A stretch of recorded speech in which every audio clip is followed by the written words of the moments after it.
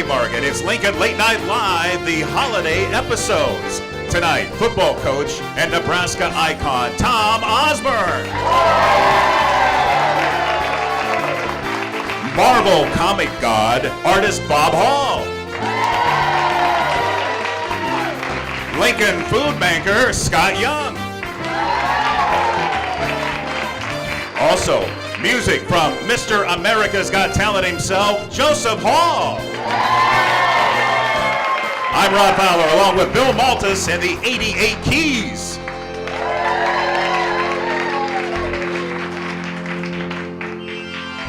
And now, straight from teaching their yoga class, welcome our hosts, Julie Burney and Bob Rook. Yes. Hey! Good evening. Happy holidays! Woo! Thank you. We're excited. We're here to spread some cheer. Yeah. We are happy to be Yeah, here. we're happy. Yay. It's the holidays. It's a great time to have a good time. In fact, I'm excited because I got my Christmas lights up. Did you? Did you get yours up? I did not. Thank you. Oh. Well, have all of you gotten your Christmas lights up? Yeah, listen to that. There, see? Inspiration. I guess we should introduce ourselves, really, though, to get things started. Oh, though. you're right. Those of you that don't know, this is Julie Burney, all-around fine, inspirational speaker. And this is Bob Rook, brilliant comedian. Used to be on the road with all those great tours with Funny Bone and the Improv. He's worked with Norm Macdonald. Norm, I worked with Norm. And worked with Louis Black. Louis That was Black. fun. Just So- very many now famous I'm here. people. And he's worked with enough people he can work with me now. That's all good. Yeah, great. We're really glad that you guys came out. How about another round of applause for Bill Maltus Yeah, exactly. and Rod Hi, you Fowler? guys. Hi. We got a great show. We've got a great show for everybody. We do have a great I was show. thinking I didn't get my Christmas lights up because my next door neighbor has that motion detector light. Anybody got one of those? That just constantly goes on and off at night. Don't you hate that? And it's like, squirrel. Nope, don't know what that is. It's kind of weird. Have a little strobe session going on every once in a while. I was like, shut it off. So, no, I'm not going to hang my Christmas lights. I'm just going to run back and forth in front of my neighbor's house. And just put on a show out there. That On, works off, out. Yes. Yeah, So yeah. That's it. On and off. It's kind of like living next door to the Clapper. Ah. Had one of those, remember the Clapper? Clap on, Who has a clapper? clap off. Clap off. Did anybody ever get a clapper?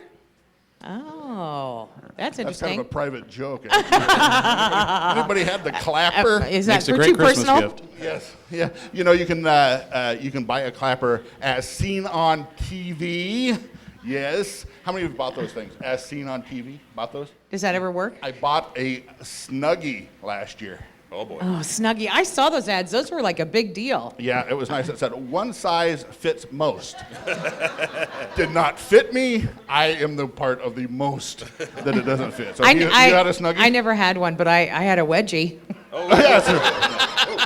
That works. I had many wedgies in high school. Yeah. No, my wife just constantly, she's letting the hymns out on our Snuggie now, so I can just sit in the corner like Yoda. Or it's more like Jabba the Jabba Snuggie. Oh, I can just see you sitting there like that. Thank you. Yeah. I can see you sitting there like that too. So. Well, no, but that reminds me. Not only is it the wonderful holiday season, but Star Wars. Star Wars. Star Anybody know Wars. Star Wars? Are you Star Wars people? Yeah. I bought my wife the DVD set of the good Star Wars last year. First time shopping online.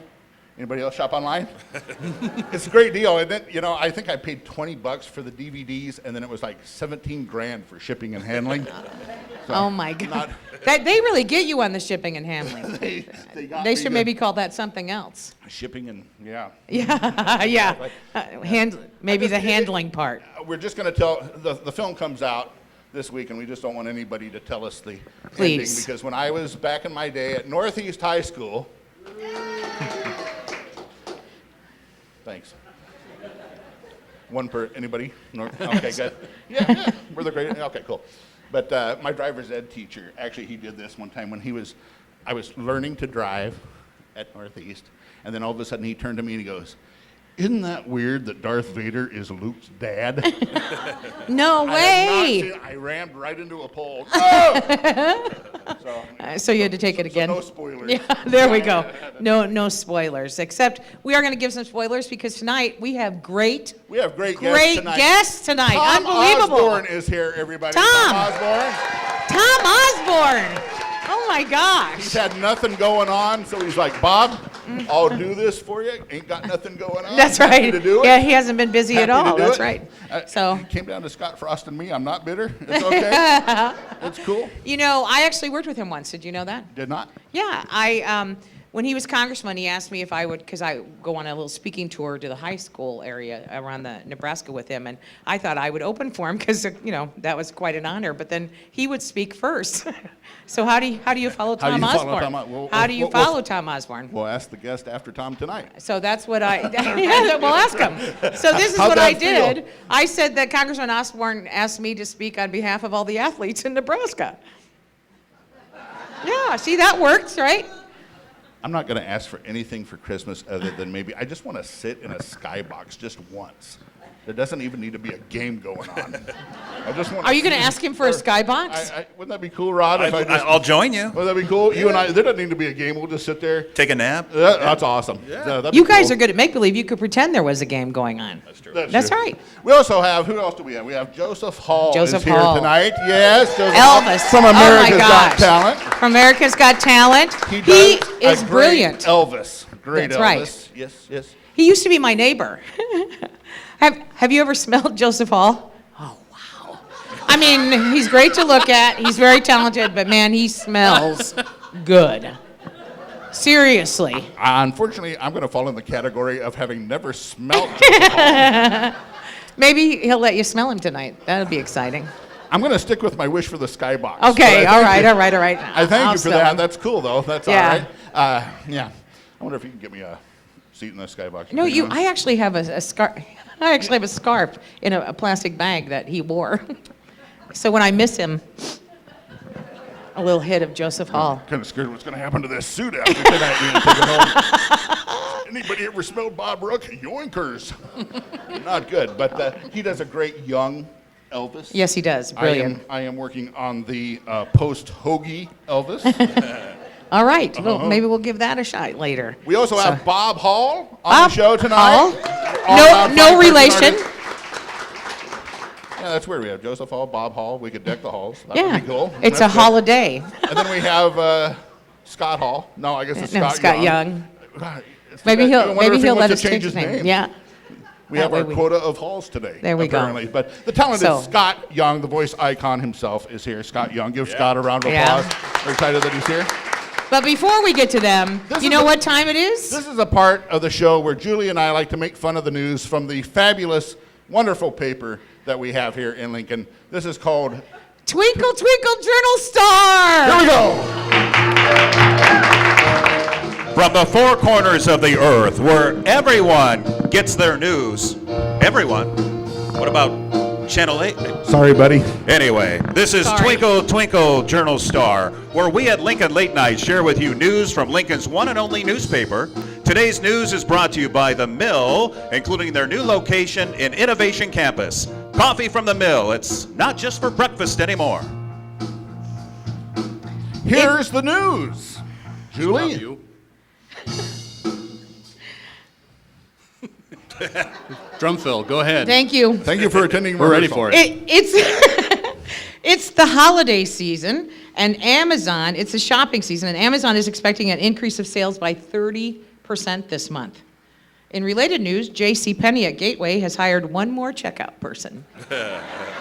Job unemployment is down in Lincoln this month. Topping the list of unpopular jobs are shopping mall Santas, parachute repair guy, and a lifeguard at a car wash. Julie? Thanks, Bob. A shout out to Dan Davis of Wahoo, Nebraska, who turned 99 today. Well, good job. Yeah, Dan was quoted as stating, "The older I get, the earlier it gets late." We're sad to report the death of Bill Nipsey with the Department of Roads. He was a victim of a repaving incident about a month ago when he had his back covered with lard. After that, he went downhill fast.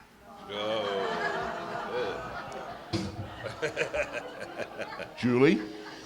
The Pattersons of Beatrice have decided to divorce after 35 years of marriage. Mr. Patterson said it was a result of a long argument that started after his disappointment when his wife wrapped a pair of socks for Christmas in a PlayStation box. Back to you, Bob. It was proven in court today that Microsoft is a monopoly when Santa Claus had to switch from chimneys to windows. Julie? The psychic's trial at the City County building continued today. She said she can prove that her powers are real. For example, she can tell Santa is in the room just by sensing his presence. Hey! Bob? And now for a Lincoln Late Night Live health tip. Remember that the best way to prevent a summer cold is to catch it in the winter. Julie? Here's a weight loss tip for you folks who are trying to lose weight this holiday. Just remember that stressed is desserts spelled backwards. Aha! Back to you, Bob. In weather today, over 12 inches of snow is expected. My grandma's been staring through the window ever since it started to snow, and if it gets any worse, I'm going to let her in. Friends of my grandma, thanks for being here. Julie? A jury found a local road worker guilty on all charges. His wife refused to admit that he was stealing from his job. But when she got home, all the signs were there. And finally, Pete Ricketts announced this month that he will run for another term as governor. If he loses, he plans to return to the national tour of Annie. And that's the news. Now it's time for a joke off. You ready for a joke off? We're ready to joke off. Joke off! These are going to be some quick zingers for you to take home as our gift to you. So, Julie, joke off, if you please. You know, I like to hold hands at the movies, which always seems to startle strangers. Hey, everybody, Joke off! Here's one. Don't you hate it when someone answers their own questions? I do. Joke off! Yeah. People often say icy is the easiest word to spell, and looking at it now, I see why.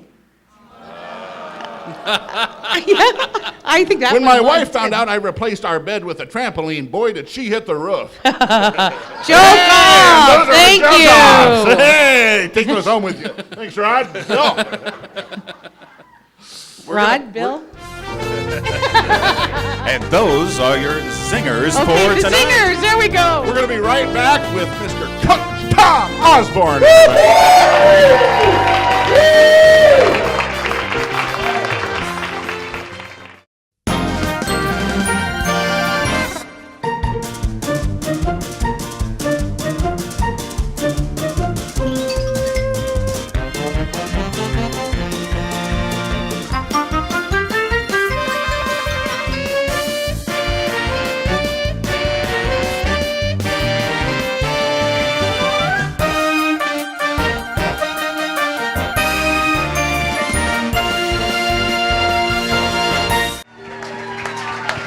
All right, welcome back, Welcome everybody. back. Lincoln Late Night Live. Thank you, Bill.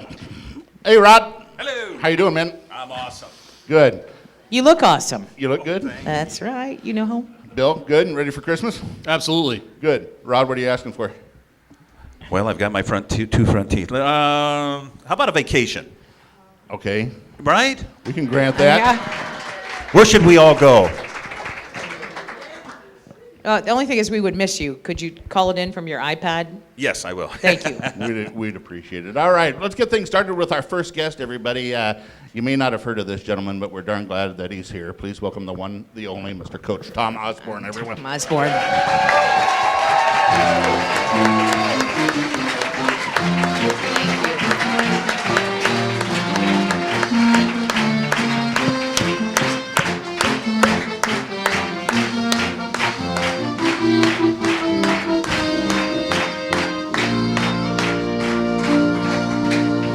How about that?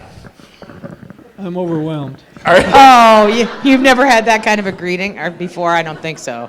We're glad that you're here. Thanks for doing this. Absolutely. I appreciate Yeah. it very much. Does that get tired of hearing that every time you walk out? Do you just have that on I've iPad had every time you walk I've had out? quite a bit of that, but that's okay. Does your wife play it when you walk in the door at home? No, Okay. I just always wondered.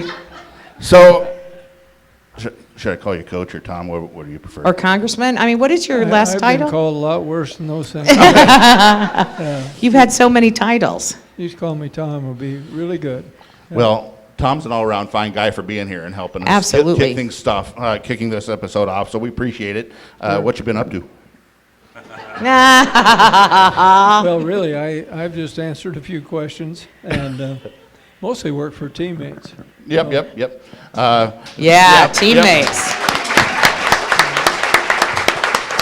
Now, I did tell Tom I wasn't going to ask a lot about coaching situations, but I am going to ask you a couple of things.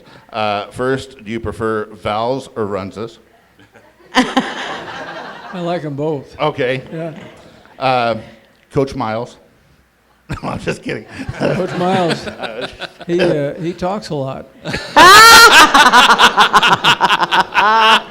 I was with him yesterday. Were you? I got in 2 words. Well, I promise I won't happen tonight. Tell us, how's it feel to have a former player coming back to coach and fill in your shoes? Well, it's really good to see Scott coming back, and you can talk about culture and you can try to explain it to people, but if you haven't really been there and lived it, you don't really understand it very well. And that's one of the big things I think that Scott brings to the table. Is he was here for 3 years Right. during a time when he knew how things ran and ran pretty well, and so I think that that's one real advantage that he'll have. And the other thing about Scott is that he's had an amazing background because he's been a player offensively at a pretty high level in college, and then he played in the NFL as a defensive player for Right. several years, and then he's been an offensive coordinator and he's been a defensive coordinator. So you usually see people in football that have been one side of the ball or the other almost all their life. And Scott's been both sides. He's seen the good, the bad, and the ugly. He's coached under some really great coaches, myself excluded.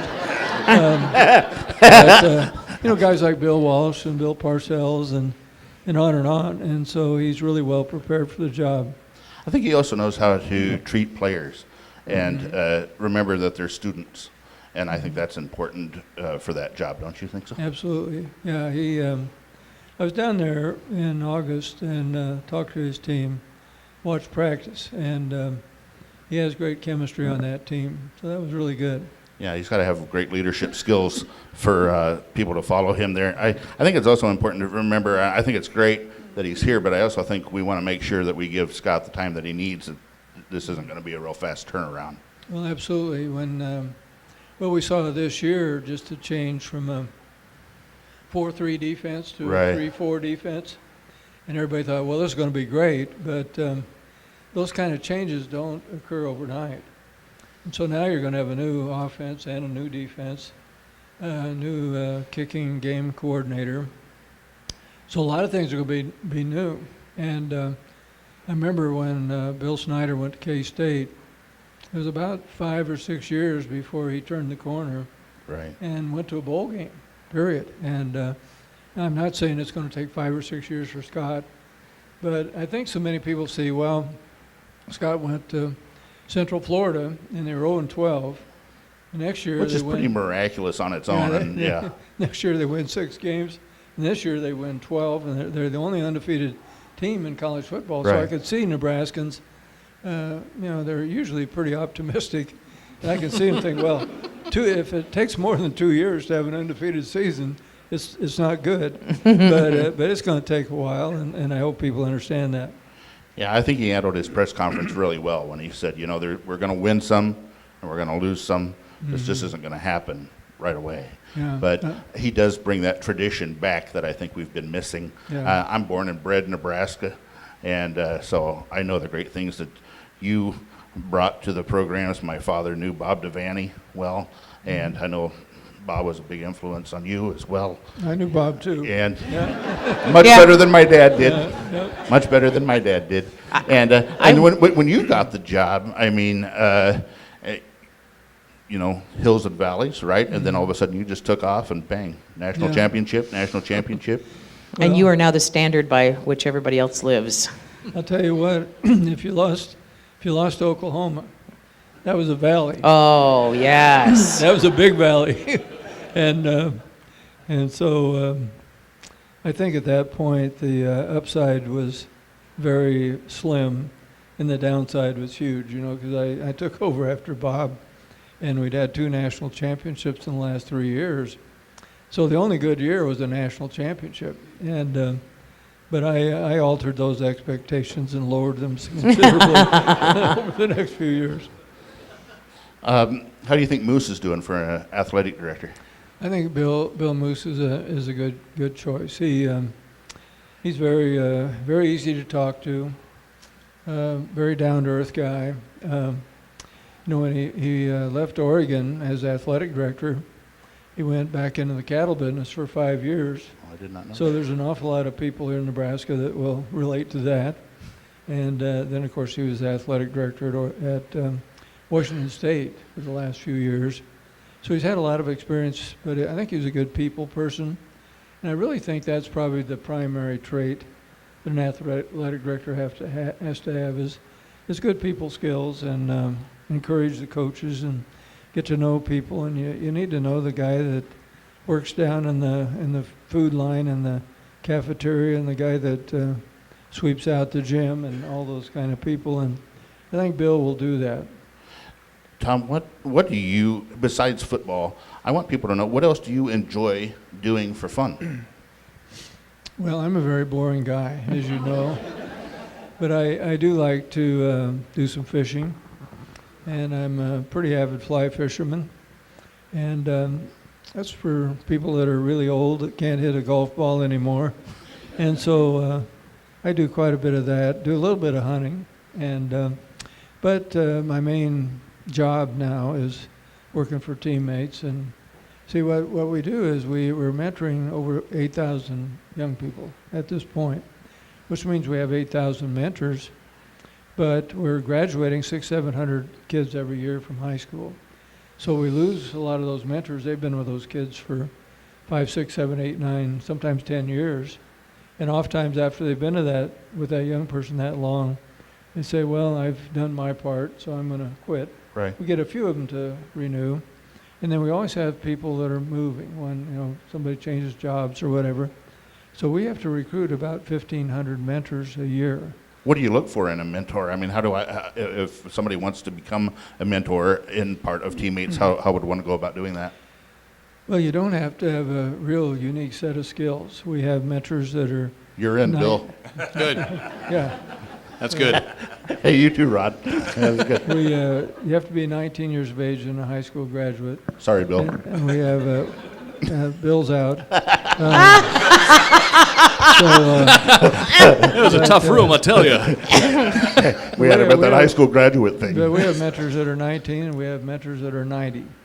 And so if you can carry on a conversation, if you can care about another person, and if you can be consistent and show up regularly, you can be a good mentor.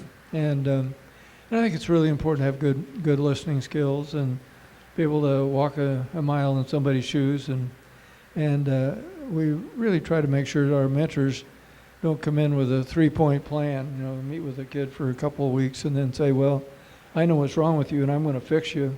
Yeah. And so I'm going to give you these 3 things that you got to do. You have to get to know them and they have to trust you. And so that takes time. And we find that if a mentor meets with a young person at least 24, 25 times in a school year of about 33, 34 weeks, that great things begin to happen. And the longer the match, the more effective the outcome. So the average length of match in teammates is about 3 years. Nationally, the average length of match is about 1 year. So we have pretty long-lived matches. And so we've learned a lot over 26 years. We started out with some football players, mentoring 22 7th and 8th grade boys here in Lincoln. And that seemed to work, had good results. And so we've grown and we've expanded. We're now in about 160 school districts. Isn't that great? Somebody asked me, Tom, they said, and this is true, they thought that just men were part of teammates. But are there women that can also be part of teammates? Well, I can see where that might have started because we started out with 22 football players mentoring 22 7th and 8th grade boys in the Lincoln Public Schools. And these kids got to be seniors in high school, and of the 22, 21 graduated on time. And that kind of surprised us because that particular population, we thought if we got 3/4 of them through, that'd be pretty good. We got some money together, offered them some scholarships. And of the 22, 18 went on to college, and we thought maybe 4 or 5 would go on. So we were encouraged, and then we expanded the program, and we began to use adults as mentors, and we began to mentor boys and girls. And we also lowered the age, so we start as young as 3rd grade, stay with them through high school graduation, and then some of them on into college if they're first-generation students. So that's kind of what we do. And I think over those 26 years, we've learned quite a bit about mentoring. We're going to have more with Coach Tom Osborne right after this break, everybody. All right, round of applause for Tom. Thank you. Thank you.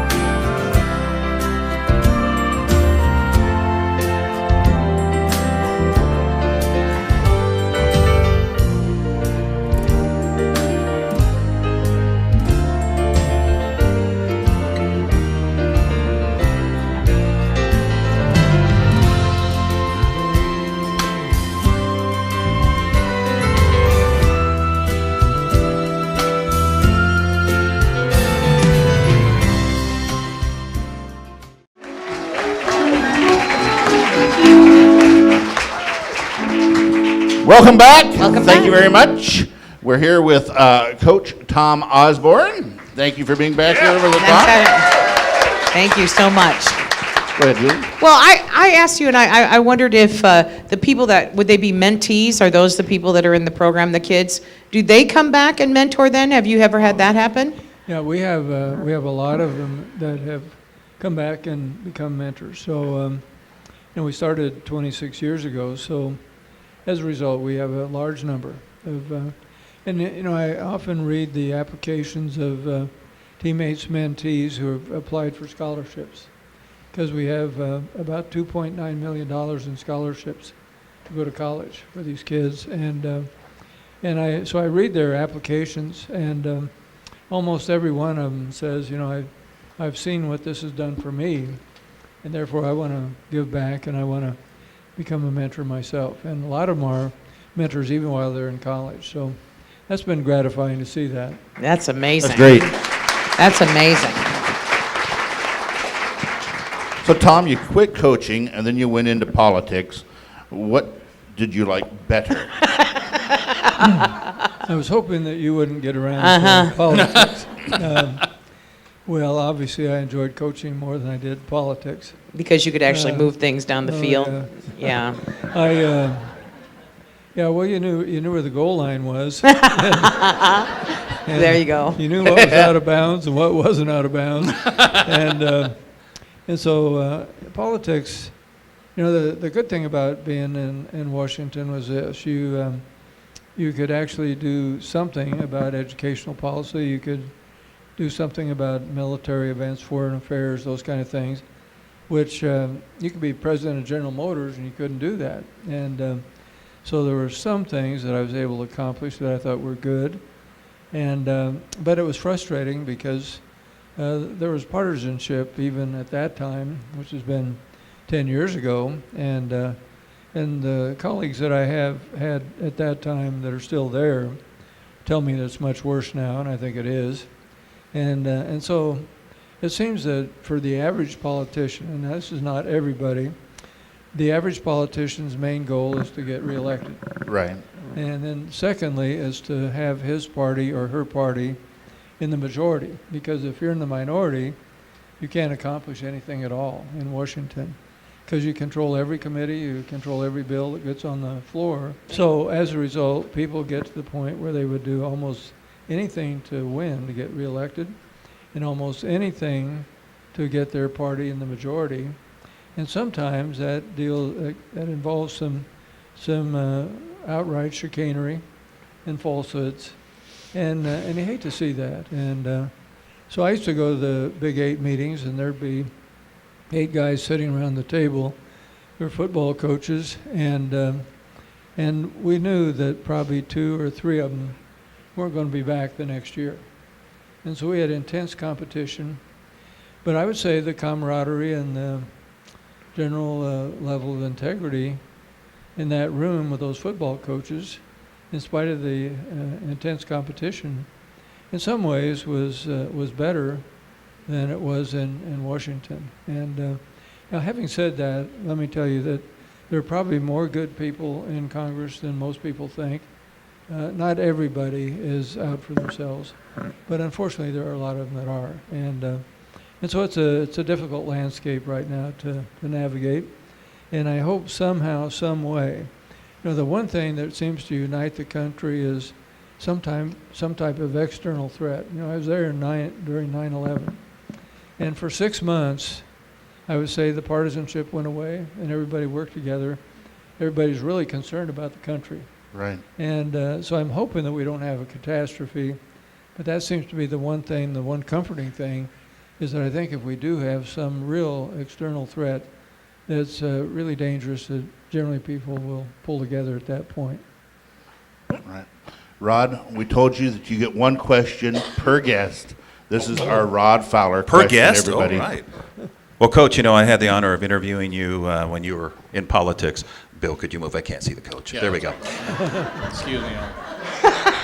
Okay, I see you. So they were always serious questions. I've always wanted to ask you something fun. If we had a jet outside right now, you and Nancy could go anywhere in the world, where would it be and why? Well, I haven't really thought about that. I guess it might be down to someplace in South America that has a good trout stream. And there's a few of those in Peru, a few in Argentina. I've been there, and that might be a good place to go. Or maybe down in the Bahamas and try to catch a bonefish. But we're going to be here all winter. We're not snowbirds, and we fight the weather just like everybody else. But our family's here, and so that really trumps going to warm weather and those kind of places. Sometimes we get away for 3 or 4 days, and that's about it. All right, before we go though, can we find out, people not only, back to the teammates, they not only are mentors, but there can be donations given to help with the program too. Do you have a website that people can go to?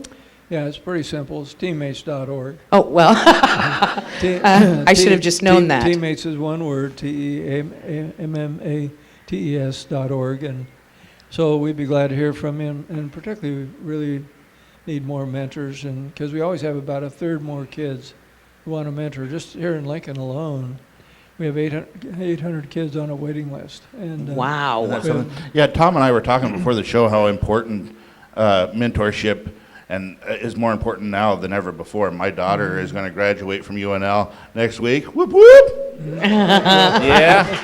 And we're talking about just what an influence mentors can be, and I don't think we can make that statement be bold enough. I mean, those are people that stay in those people's lives for a long time. They really set the tone of those people's future. Mm-hmm. And I think it's really, I went back to my alma mater not too long ago, and I was amazed how different it had been. There were security guards standing in the high school hallways and whatnot, and it kind of shook me a little bit. I was like, okay, this is not the high school that I remember. And and I've been fortunate about directing second generation kids and actors, and I can't stress enough how important mentorship is. It's that interpersonal relationship. Well, everybody assumes that school is like it was when they were in school. Right, exactly. And but with the breakdown of the family, 53% of our kids today are growing up without both biological parents. That's over half. And the advent of the drug culture, and to some extent social media and some of the electronic communication that we have now, that it's a difficult time to be a young person. And so we think that mentors are really critical at this juncture. And so whoever would be interested, we'd love to have them. Tom, when they named the field after you, I was just wondering, did you get any say on what type of turf they used? Well, you know, it was interesting because first year I was out of coaching, they contacted me, and some guy said, well, we want to show you this new kind of a field that's called field turf. And so they flew me back to some place in Maryland. It's a high school field. I walked out on it, and I said, well, where's the artificial field? They said, well, you're standing on it. I thought it was a grass field. And but they had put down turf, like a rug, and they put sand and crumb rubber on it, and it felt just like a grass field. And so the first year I was out of coaching, I talked Frank Solich into putting the field turf down, and now almost everybody uses it. Yeah, isn't that something? Yeah. So, but no, I don't have any say down there. Oh, I'm sure you have a little bit, I would say. Yeah. One thing that you and I have in common is faith. Mm-hmm. And I watched a little segment in a documentary about you, and you talked about your faith and how important that is to you. You want to share anything about that? Well, I think that during all those years of coaching, a little bit of time in Washington, you know, you get pushed and pulled a lot of ways. And people are always telling, well, you should run the ball more, you should throw the ball more, you should play this guy, play that guy. And so sometimes it's really hard to figure out where true north is. You've got so many different things that are pushing and pulling on you.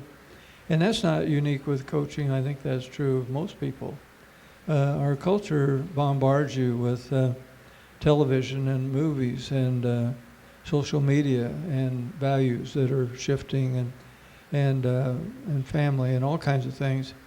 And so I think it's really important that you have something that grounds you and that keeps you moving in a solid direction and keep your feet on the ground. And that's basically what my faith has done for me. And so that's what's been really important. And so. Well, Tom, I'm going to slide over here and hopefully whatever she had's not contagious. Okay. But one of Mr. Osborne's most well-kept secrets is that as soon as the lights go off and he's backstage, he just turns into this party animal. And he's really loud, and every time we go karaokeing, he's the last one to leave the stage. That's me. So I've written a lot of jokes for a lot of people, and I'm not saying that you need any help at your next press conference at all. But you could open with, try that one. Okay. Try it. Why are college football stadiums always cool? Because they're full of fans. Okay. Come on! Tom Osborne doing stick. This is my dream. Skybox to heck with it. Okay, now try the next one, because I wrote 3, so I want to see which one you like the best. Okay. What do you call a Dallas Cowboy at the Super Bowl? A spectator. Jerry Jones is not going to like that. I'm sure he has other problems than my shtick. And then your last one All right here, right. see? This is the middle one. I want to share my advice. A good coach needs a patient wife, a loyal dog, and a great quarterback, but not necessarily in that order. This is Coach Tom Osborne. Please visit Teammates. He's an all-around fine guy, and we appreciate it. Thank you, my friend. Thank you so much. Thank you. Bill, take us out.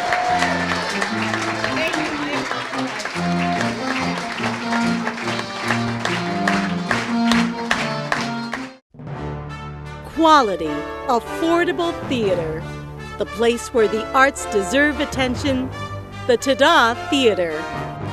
Visit us at the TADA Theatre in Lincoln's historic Haymarket. Call 438-TADA for tickets and see more on our website at tadatheater.info.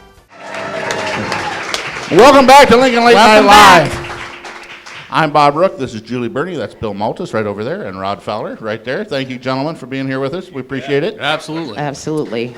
Our next guest is the one and only James Earl Jones of Lincoln. The voice icon himself, Mr. Scott Young. Everybody, welcome. Scott Young. Yeah, thank you.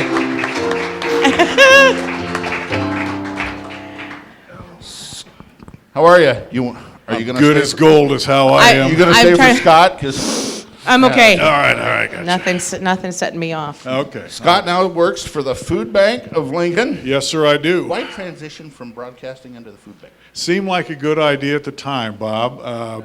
I got my college degree at 50, and it was time for me to make a graceful exit out of radio into something else. A lot of people don't get to pick their exit out of radio, but I was able to pick mine, and I loved it the day I started, loved it the day I stopped, still love it. Love the food banking career as well. How long have you been at the Food Bank? 16 years. I started at the food bank the day before September 11th. So, yeah. We've always had a good partnership, the TADA Theater and Food Bank. Did folks bring your donations? Bring I some? brought Yes, mine, yeah. Yes. Yeah. Tell us about the holiday food drive. We've got, we try and give folks a lot of opportunities to give to the Food Bank of Lincoln. So we have the Holiday Food Drive, which has gone on for decades. About 30 stores in southeast Nebraska have the barrels, and a lot of the stores have the pre-shopped sacks. So you can just pick up a bag and check it out and drop it in the barrel on your way out of the store. We also have the Checkout Hunger Thing, which is the $1, $5, and $10 coupons. The notion is that people will generally take the middle coupon, so we increased that a little bit. I wanted to go $1, $87.50, and $10, but nobody would buy that, Bob and Julie, so we go 1, 5, and 10. But people can get that. They check out at the supermarket checkout counter, and then they get that receipt right there with their grocery receipt that they've given a donation to the food bank. How long, you were in broadcasting for how long, sir? 28 years. Wow, Yeah. yeah, that's awesome. John Chapo's on tomorrow night. Yeah. Is it true that you're the voice of the lion at the Children's Zoo? Yeah, it is true, Bob. There's kind of an Easter Bunny quality to you saying this in front of this group here, but yes, it is true. And if you see Chapo tomorrow night, which I assume you will, Yeah. ask him where's my check. Where's my check? 20 years I've been the voice of Leo, the paper-eating lion. And an engineer for the train, right? Engineer for the train, yeah. I'll ask him. That'll go well. Yeah. That'll be cool. So Scott was here, and he wants to know, Where's the check? where's Yeah, the that's check? And he's going to say he's going to pay it in food or something, Yeah. I bet. You know, we're celebrating our 35th anniversary this year at the food bank, and back in 1982, when the food bank opened, some of you have seen it. I did an ad for Weird Wally's new I car. did, a non-stop ad. Oh, it's still on. I know. I thought I was going to be swimming in Weird Wally money after that deal. It turns out that wasn't the Weird case. Wally residual check. Yeah, that deal. And I'm still waiting for that check, but I guess now I'm not going to get it. So the moral of the story is, kids, make sure Scott's not your agent. That's right. I needed a better agent. But I've often wondered if the original founding board of directors of the Food Bank of Lincoln ever envisioned having the spokesman for Weird Wally's as their executive director. I don't think that was in the vision at the outset anyway. Do you ever just find yourself like, if somebody gives you something to throw away, do you go, thank you for feeding me garbage? No. No, Bob, I don't. I'll try it if you'd like. No, But that'd be cool, though. What does he say? I do. Paper, paper, paper. I just love paper. Yeah. Oh, shucks, it was nothing really. You want to jam something in here, Bob, or you have an overwhelming desire to... I don't know. When I was a kid, I used to just feed it grass to hear it talk. That's right. That's right. Everybody. Oh, come on, like you that guys didn't feed it. I'm Yeah. going to feed the lion grass. Yeah. Yeah, you would take kids to the zoo, and the animals are like, okay, but we've got to find the lion. Leo. That's right. Yeah, that's right. And it's my grandkids go, my kids went, and I love that. You know, that's a cool thing. Cool deal. Paper, It's important to have a legendary thing. Yeah, Yeah, it doesn't so- hurt. No. Doesn't hurt, Julie. So a Did you trash ever ask lane's him, good. how many takes did it take you? Oh, come on, Bob. What are we talking about here? That was a one-take operation there. Check or no check, that was one take. Didn't feel like shaking it up once in a while, like, okay, I'd like another one with bullwinkle. Hey, paper, paper, paper. Yeah, Yeah, see? that'd be cool. You're trying to horn in on my Leo the paper-eating lion action. I don't know aren't if I could afford to hone in on yours. That's true. That's true. Weird Wally, oh, I remember, yep, and they still show that. And Oh, he's not yeah. open. No, and they're still open. Are they? Weird's still open, yeah. Weird is no longer with us. He passed earlier this year, but.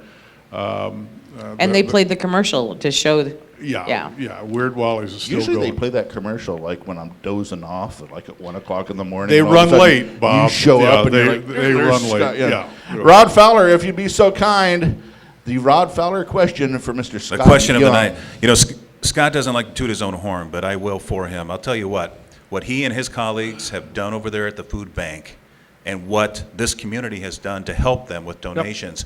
He goes to conventions around the country, and there are food banks in other communities that want to know what is he and the others there doing that are making it so successful, not only feeding people who are hungry, of course, but also the backpack program.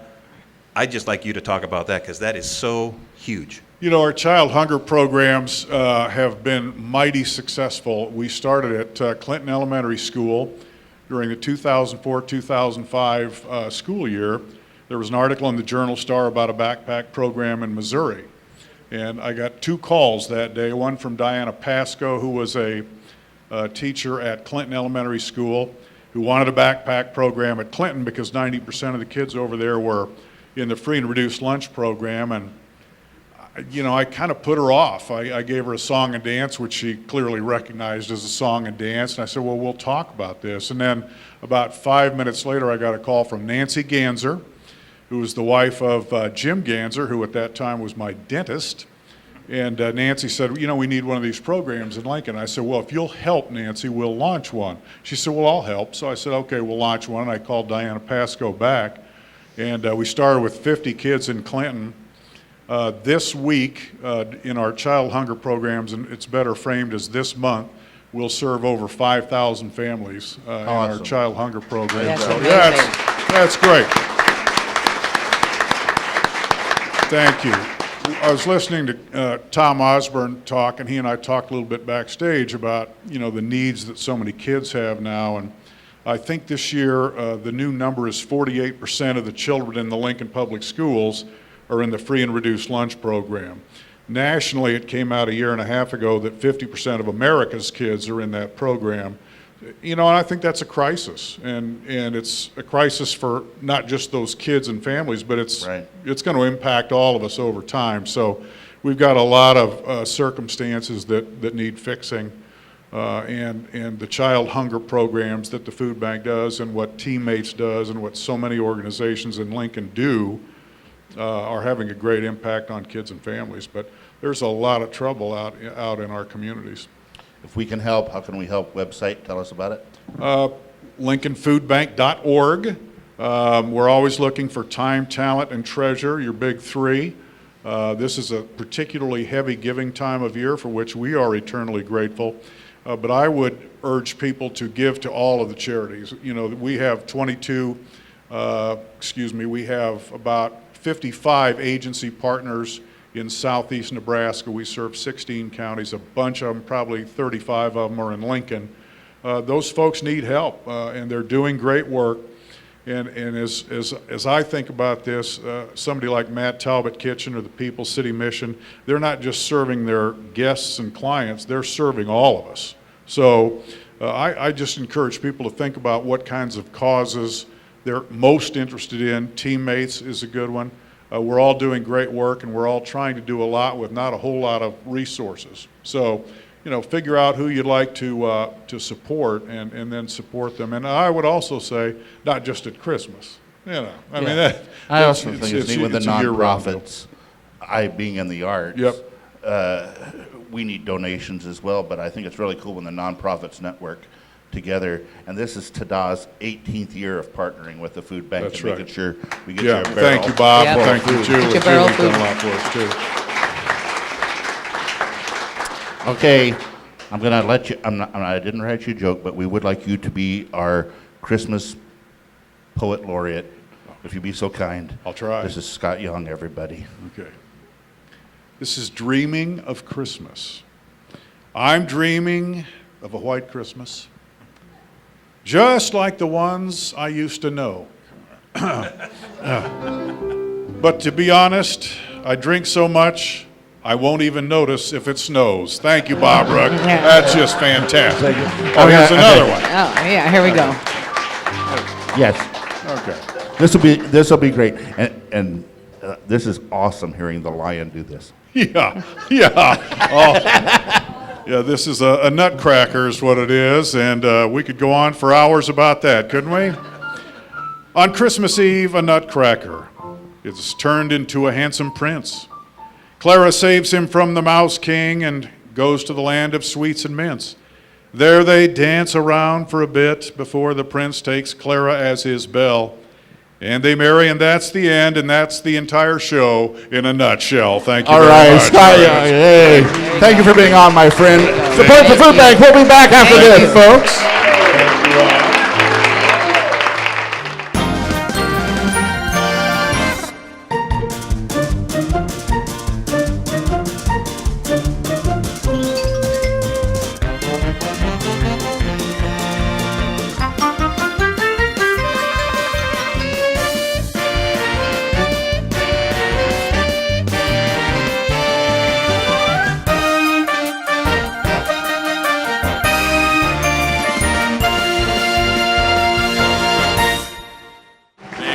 Yuletide gay. Welcome back.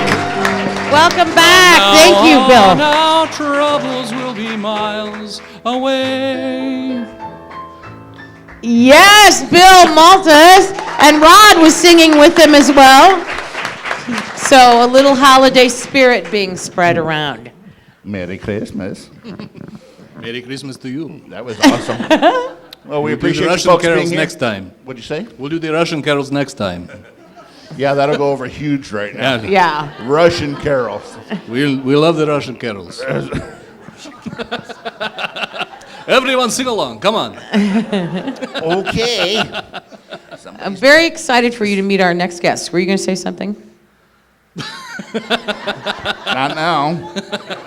I'm good. You're excited. I'm excited. I'm sorry. I cut him off because I'm excited. No, you go for it. And I'm excited that I can breathe and talk, so I'm taking advantage of it. Yeah, I thought that was pretty strategic how you went back there to have Joseph Hall give you CPR and mouth to mouth. That was awesome. Wow. Well done. I think that I needed to sniff him, I think is what needed to happen. You But needed to anyway, sniff something. Yeah, something. A little Joe Perry. Ladies and gentlemen, our thank you. next guest, I'm going to get this puppy back on track. Our next guest is a talented director. I had the pleasure of also directing him in a one-man Christmas Carol where he played every character in A Christmas Carol. But he is a grand fellow, and he's a wonderful artist who's not only drawn for DC, but also for Marvel. Here is Mr. Bob Hall, everybody.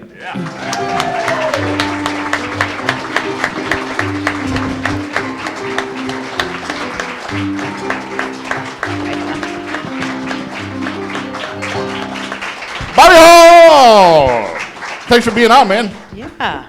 Hello. Good to see you. Almost forgot the mic. Bob, all-around talented gentleman. That's me. Are you going to what? What?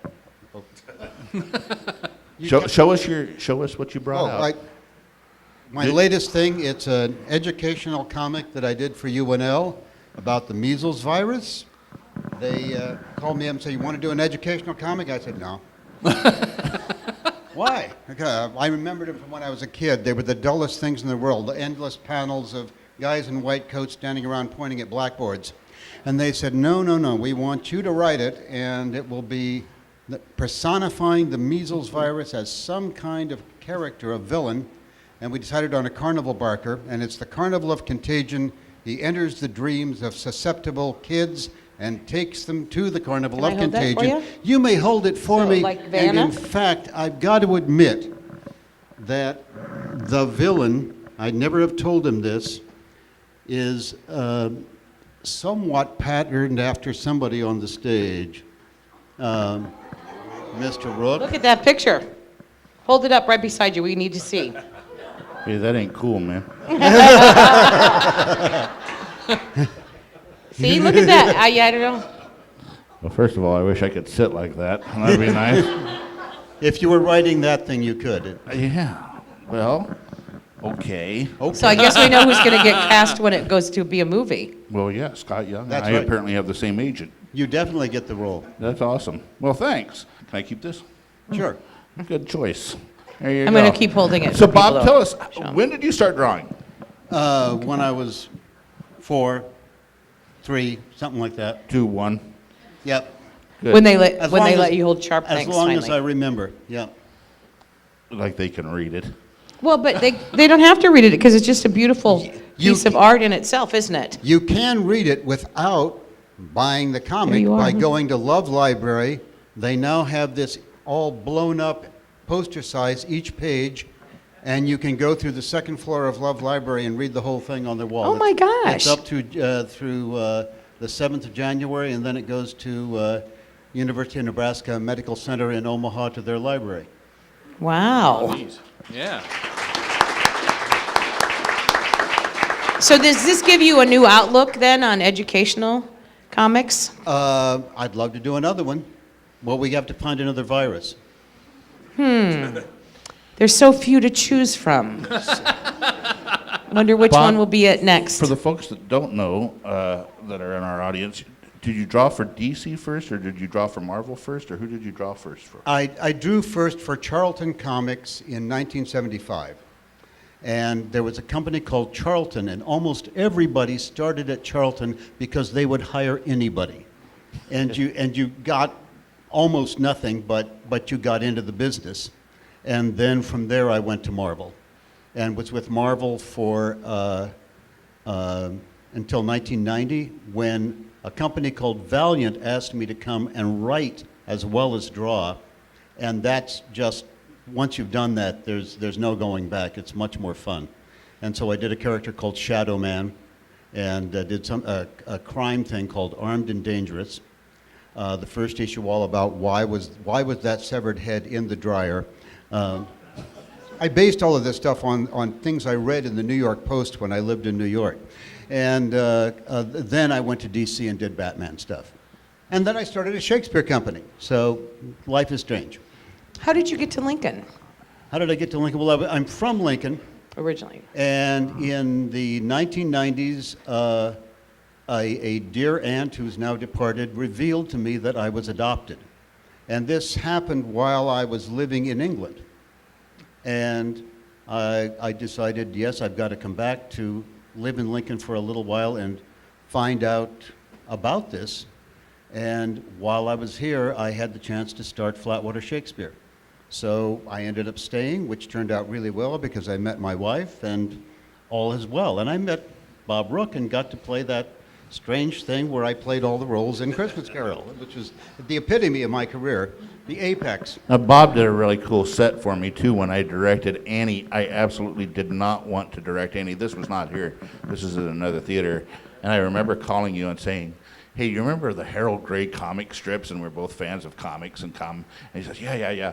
I said, let's do the whole set for Annie in black and white. And we did the whole set in black and white panels, comic panels. So Annie would write in on the comic panel and then step out of it. And I remember the downside, it was the worst part of my directing career, was sitting there auditioning dogs to play Annie. I was sitting there, oh, yeah, good, your dog can pee, and next, what's your dog do? Oh, he pees. That's great. Yeah. And so I called Bob, can you draw a dog? And you're like, yes. And I don't know if you remember this conversation, but then you said to me, but the dog has to come to Annie when I said, I know. You just draw it, but draw 2 dogs from both sides. So he drew this dog, both sides, and I had the tech director put it over a remote control car. And in the show, Annie comes up to the cop, and the cop says, well, if that's your dog, call it, and we'll see if it comes to you. And she says, come here, Sandy. And the whole audience is looking like, man, that girl's talking to a set piece. That's weird. And she says, come here. And all of a sudden, the dog goes across the stage. And it got a round of applause every night. And I was like, yeah, Bob, we done. We never had to put up with a dog. It was awesome. So, but Bob's a talented actor, talented director. And also, when you direct Bob, he doodles. You doodle constantly. He's always sitting there. Oh, the worst part is when I'm directing, and I doodle. I doodle constantly. I wanted to doodle during the interview. When the actors think that I'm taking really important notes, and instead you're like, does that look like Bob Rook to anybody? Thank you very much. I have a doodle picture that you did of me from a meeting that we were sitting beside each other at. Yeah. When I left, you went here. Oh, God. Artwork. So, Bob, you went back to school? Yeah, I went back to school 3 years ago. I graduate actually with your daughter. Oh, my God. And all right. Wow, congratulations.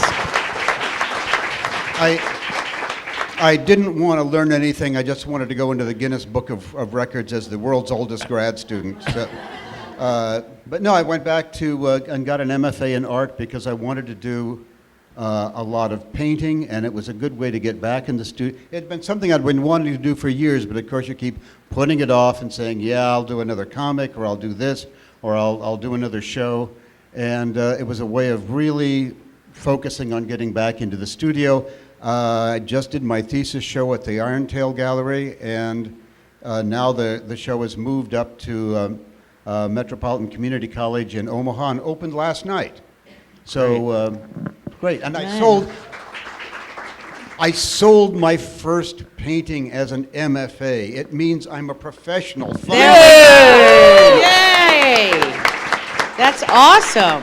Well, he charged me way too much, but I still think. Because I wasn't a professional yet. That's true, but I'll have a special place for that. Rod?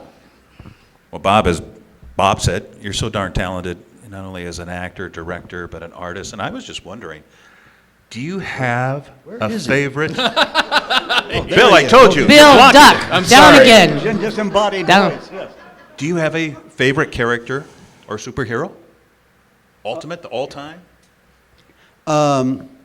Probably my favorite to draw was Captain America, because he was the first real icon that I got to draw. So I have when I worked for Marvel, so I have a special place in my heart for doing him.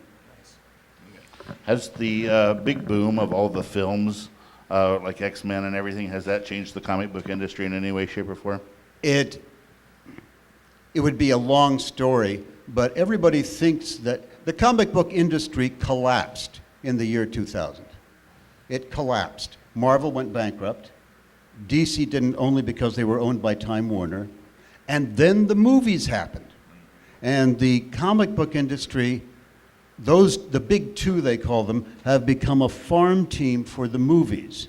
But the comic books themselves are no longer selling nearly what they used to sell in the 1990s. Really? And the fact of the movies does not seem to affect that. It's mainly, my theory, it's because they're in comic book stores now. They're not in supermarkets and they're not in the drugstores. And kids don't see them. So the kid market doesn't exist. It's all comic book fans and comic book readers. But you must want to go and find a comic book store in order to buy a comic book. Whereas if you want to go to a movie, it's pretty much you know where to go. Right. By the way, you can go to Rainbow Comics in Lincoln and buy this should you want to know about the measles. And you have a website too that people should go on and take a look at. BobHall.com. Yes, these are so simple. I should know these. Yeah. These are so good, and you also do such a great job of like. A friend of mine in the 90s, I had a birthday, and he worked in Silicon Valley, and he said, "I'm giving you something," and I said, "What?" He said, "I'm giving you a domain name," and I said, "What's that?" And he said, "Don't worry, just keep it. You will like it." So I have BobHall.com. Is there anything on it, or just like weird pictures? Nah, nothing. Nothing. You just have the domain. Just a domain name. I just talk about the domain name. I tell that story, and that's all. What do you like better, theater or comics? They're the same thing. That's not That's, true. it is true. They are both storytelling, and as long as I'm telling a good story and feel I'm doing it well, I'm happy doing either. That is true. You're Well- right. You win. What was the topic of your first professional painting that you sold? It was a comic book. There we Strangely go. enough. It was the part of my exhibit. I had done 4 panels illustrating a poem by a Lincoln poet named John Johnson. And it was part of a comic that he self-published with 4 different artists doing 4 of his poems. And so I mounted the 4 panels together. And What's next for you, Bob? What are you going to do? You going to direct next, or are you going to? What do you got going on? I'm going to look for work very seriously now that I've finished the MFA because I desperately need a job. You know, you can teach now. I know. There's a lot of money in Depending on how Julie that. feels, you might be here tomorrow. No, I'm just kidding. Yeah. How you feeling? You good? I'm good, I'm That's good. good. You're good. Yeah, we're all good. She's fully recovered, I can tell. Yes, Great. I'm- And so are you. This guy's a very talented gentleman, and he's a good friend. Thanks for being on, Bob. We appreciate Thanks. it It's very great much. to be here. Thank you. We'll be right back with Joseph Hall.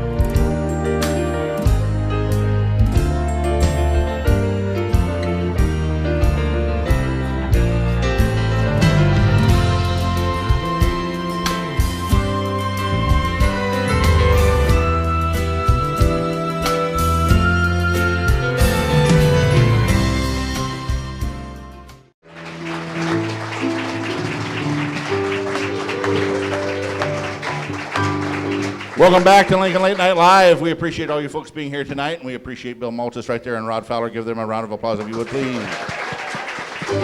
And Bob Rook, everyone. Woo! Julie Burney. We want to mention that we are doing 2 more shows, and tomorrow night our guest will be John Chapo from the Lincoln Children's Zoo. And then on Saturday night, we have Miss Nebraska is going to be here, so that's pretty cool. And that's fun, isn't it? It is fun. Did you vote for her? I did not, That's but a then joke, only smaller. yeah. You like that? Okay, before we bring out our next guest, we want to do a Christmas poem, but we felt like it's only Christmas if Jimmy Stewart does a Christmas poem. So Rod, would you be kind enough to deliver this over to Jimmy Stewart? This is Happy Christmas, Auntie Peggy. Bill, he's so kind. Here you go, Jimmy. Oh, I got to do this? As Jimmy. As Jimmy. We didn't do this in rehearsal. Do you want old Jimmy or young Jimmy? Still alive, Jimmy. Still alive Jimmy? Just barely alive Jimmy? All right. Happy Christmas, Aunt Peggy. For Christmas, I bought my auntie a brand new wooden leg. I didn't have it specially made. I just got it off the peg. You may say it's not a nice gift, or even that it's a killer. It wasn't her main present, though. It was just a stocking filler. Yeah! Oh, thanks, Jimmy. That was amazing. Thank you very much. Those impressions. Rod? Yes. Impression. Oh, my. People My don't impression know of this, Rod but is- Rod and I have been best friends for a long time, and he does great impressions. What do you got, buddy? How about a little Mr. Burns, right? Yes, Mr. From Burns. The Simpsons? Excellent. Smithers, who is that man over there with the glasses? That's Bob Rook, sir, one of your carbon blobs from Sector 7G. Rookie from Sector C. Have him fired, and then release the hounds!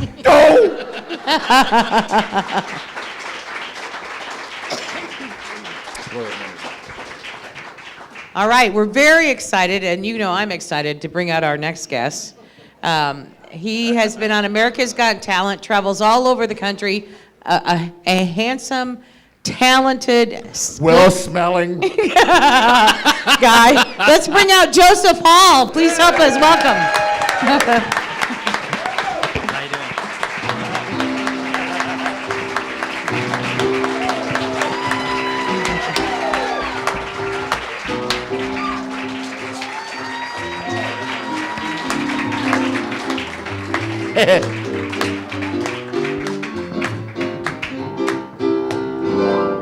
Welcome.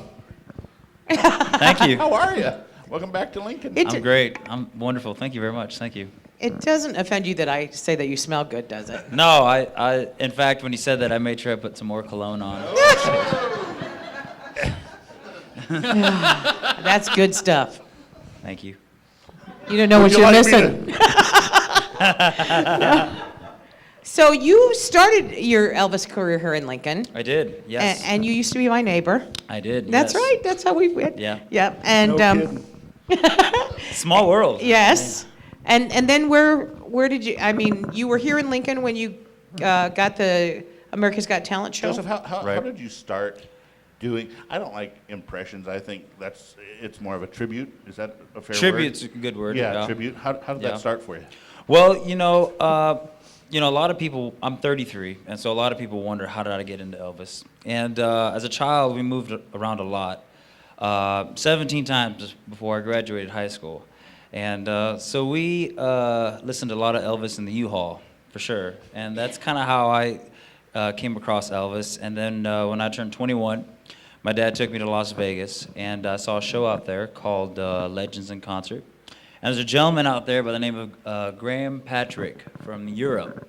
And he blew my mind away that night. And that's really where the Elvis thing started. And I got back to Lincoln, and then we had a Halloween costume party, and we had some entertainment that night.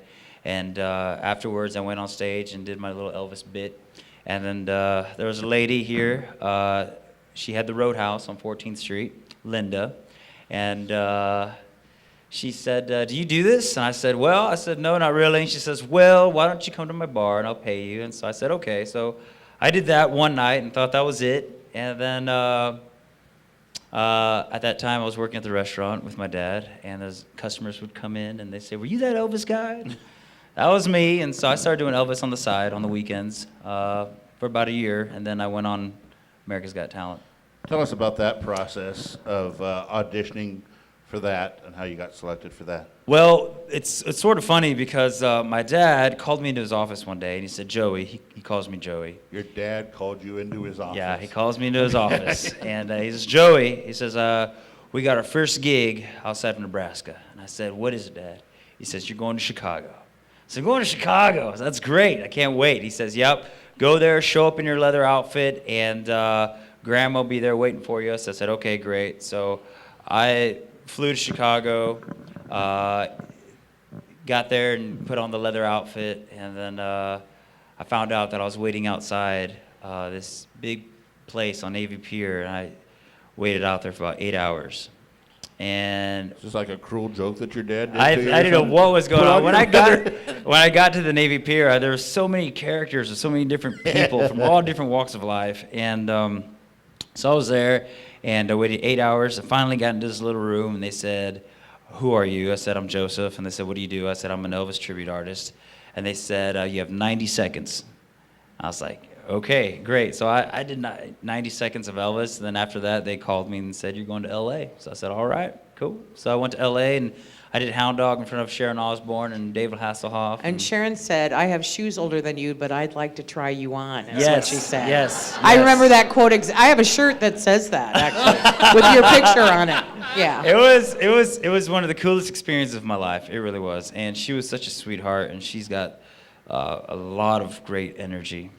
Yeah, she's wonderful. Yeah. I forgot that David Hasselhoff was a judge on The Hoff, yeah, The man. Hoff was there. I looked up to him, the Night Rider. Oh, yeah. Yes. Yeah. Night Rider, awesome. Yeah. Baywatch, yes. But the process of being on live TV, that's a lot of pressure. It was a lot of pressure. You know, I'd only been doing Elvis for about a year or so, off and on, and to be thrown into something like this was crazy. It really was. And you know, it was a lot for me to handle. It really was. I'd never really been in a singer or a dancer or in the music business, and so to be there and they'd have an early call. You have to show up at 11, and then it'd be about 9 p.m. at night before you got on stage, and it was tough. It was a tough, but again, I enjoyed it. I loved it. I wouldn't change it. Well, and you actually had to learn to get your performer's voice because, if I remember correctly, when I talked to you during that time, the production crew kept trying to do other things than what was true to who you were and who your Elvis was, and so you had to, you know, as a newbie to the field, then to, you know. Yeah, they had a vision of, Right. of what they wanted me to be, and I wanted to do what I wanted to do, and so there was, you know, but we found some middle ground there, and it was a great learning thing for it you. it really was, and you know, I've been doing Elvis for 11 years now, and That's unbelievable. I love it, I enjoy it, and it's a lot of fun for me. And Joseph, to the thing that I think is when you're selected to be on the show, you kind of have to be mum about that for a while before the live episodes start, don't you? When they first tell you that you're going to be live on America's Got Talent, and then you kind of can't announce that for a while. Is that true? Is that how Right, that all yeah, works? everything was sort of top secret for a long time. Yep. And it was a really neat experience. It was weird because during the season I was on, 2008, they had the Olympics. So we started all the production, and then all the production stopped halfway through, and then we had to pick up after the Olympics. jeepers. So I was out in California for a while, just hanging out there for a little bit. That was an experience too. Yeah. Well, when we come back from this break, this gentleman's going to sing for us, everybody. We're going to be right back. Yeah. Quality, affordable theater. The place where the arts deserve attention. The TADA Theatre. Visit us at the TADA Theatre in Lincoln's historic Haymarket. Call 438-TADA for tickets and see more on our website at tadatheater.info.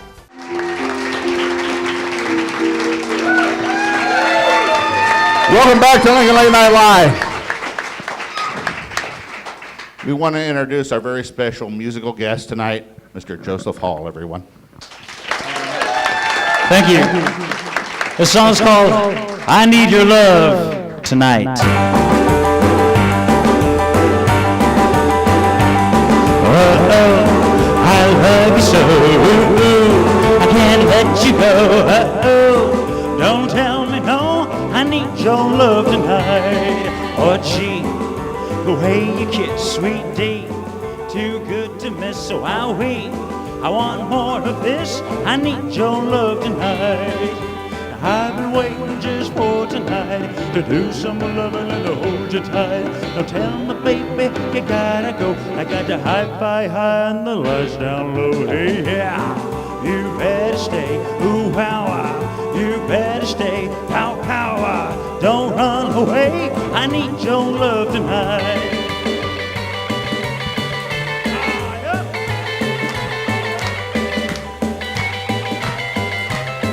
I need your love tonight.